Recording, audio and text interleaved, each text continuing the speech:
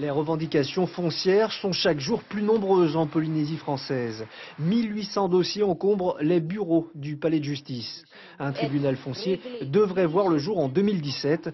Certains plaignants regroupés en association accueillent favorablement cette nouvelle. On espère beaucoup et pas seulement espérer mais aussi intégrer, pourquoi pas, ce tribunal foncier tout simplement.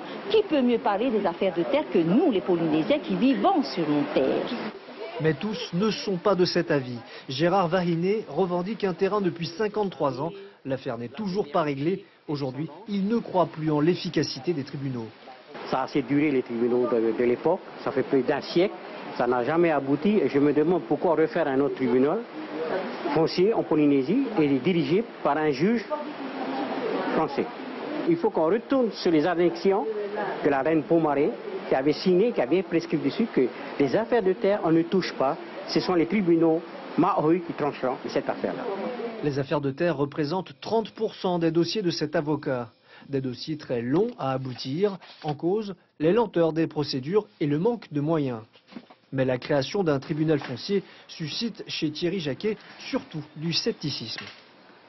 Le tribunal foncier, c'est un premier pas. Au moins, c'est la démonstration que les autorités sont sensibilisées sur la problématique. Maintenant, est-ce que ça réglera les problèmes? Je ne suis pas encore certain. On va falloir voir comment il sera composé, comment il va fonctionner, quels seront les moyens dont il bénéficiera pour mener à bien la tâche qui est la sienne. En attendant le tribunal foncier, 2 magistrats viendront en renfort des 2 déjà présents. Ils arriveront au mois de septembre pour apurer les nombreux dossiers en souffrance, mais seulement pour une durée de 3 ans.